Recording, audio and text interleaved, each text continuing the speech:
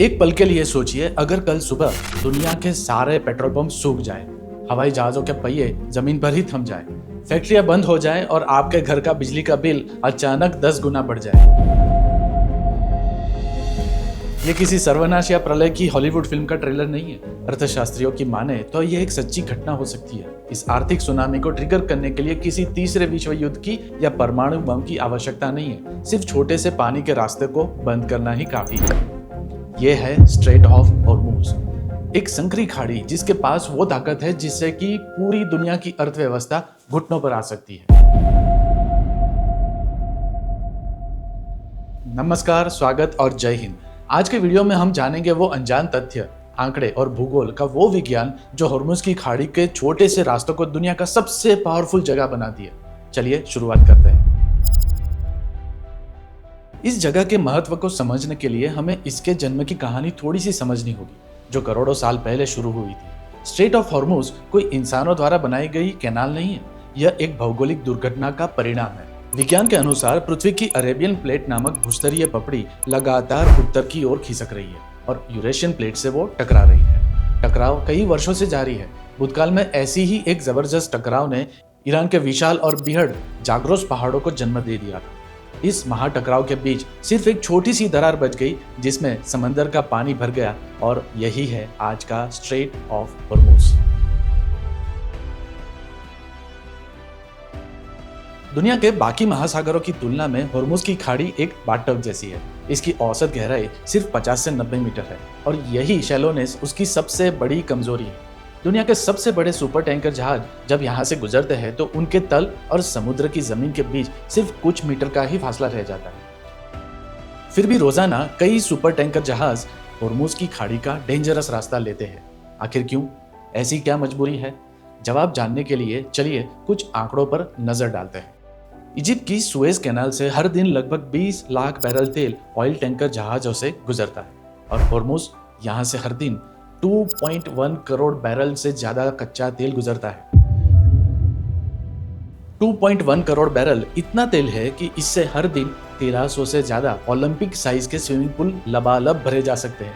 दुनिया में समुद्र के रास्ते ट्रांसपोर्ट होने वाले तेल का 30% हिस्सा हॉर्मुज की 33 किलोमीटर चौड़ी पट्टी से होकर गुजरता है। मतलब दुनिया का हर तीसरा तेल का कतरा यहीं से होकर जाता है। इस फैक्ट को अगर पैसों में बदले तो यहाँ से रोजाना लगभग 1.2 बिलियन डॉलर यानी करीब 10,000 करोड़ रुपए का तेल गुजरता है। और ध्यान रखिए, बात सिर्फ तेल की नहीं है।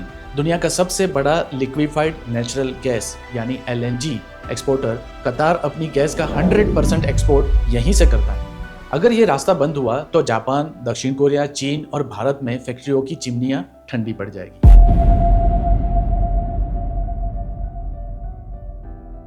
तो क्या यह रास्ता कभी बंद हो सकता है? इतिहास गवाह है कि हॉर्मुज का रास्ता 1980 के दशक में बंद हुआ था, जब ईरान और इराक के बीच भयानक युद्ध चल रहा था।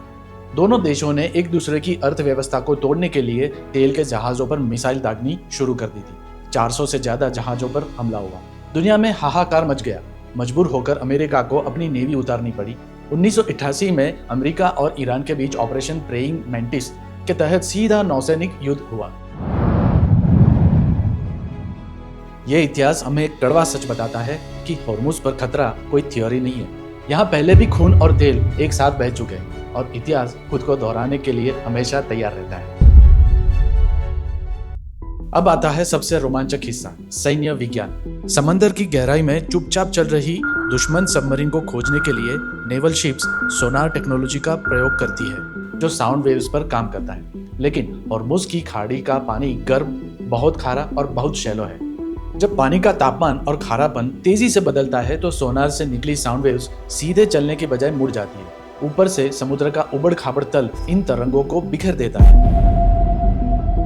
इस शोर शराबे वाले पानी में ईरान की छोटी और साइलेंट किलो क्लास सबमरीन्स को ढूंढना भूसे के ढेर में सुई को ढूंढने बराबर है। एक और फैक्ट भी जानिए, अमेरिका के खिलाफ हॉर्मुज की खाड़ी में ईरान को कोई बड़ा युद्ध नहीं लड़ना है। उसे सिर्फ कुछ छोटी समुद्री सुरंगें यानी माइंस को पानी में छोड़नी है।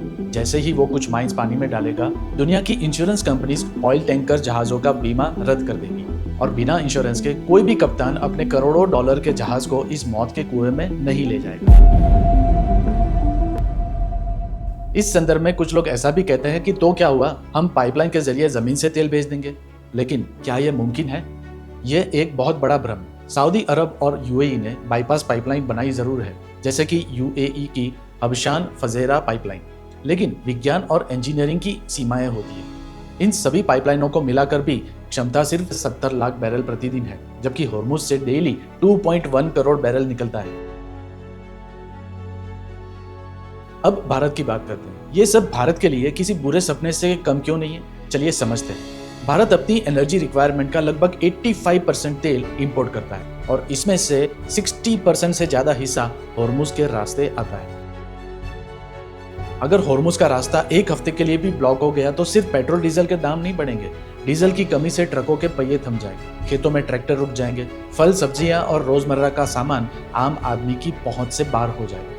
भारत की पूरी अर्थव्यवस्था की गति पर भयानक ब्रेक लग जाएगा। इन शॉर्ट, होर्मुज की खाड़ी सिर्फ पानी का एक सुपर हाईवे नहीं है। यह प्रकृति और भूगोल द्वारा बनाया गया एक ऐसा फंदा है जिसमें दुनिया की ऊर्जा सुरक्षा फंसी हुई है। एक ऐसा पॉइंट है जिसने 21वीं सदी की सुपर पावर दुनिया को उसकी औकात दिखा दी है। ये सिचुएशन हमें एक कड़वा सच सिखाता है कि हम इंसान चाहे इंटरनेट बना ले, एआई का आविष्कार कर ले या मंगल ग्रह पर जाने की तैयारी कर ले, लेकिन आज भी हम पृथ्वी के भूगोल के गुलाम हैं। आपको क्या लगता है, क्या भविष्य में इलेक्ट्रिक कार और सोलर एनर्जी होर्मुज के इंपॉर्टेंस को खत्म कर पाएंगी? अपनी राय कमेंट्स में जरूर बताएं। अगर आपको यह वीडियो ज्ञानवर्धक लगा तो लाइक करें और इसे शेयर करें, और ऐसे ही कमाल के विज्ञान और इतिहास के फैक्ट्स के लिए चैनल को सब्सक्राइब करना भी न भूलें। तो मिलते हैं अगले वीडियो में। धन्यवाद। जय हिंद।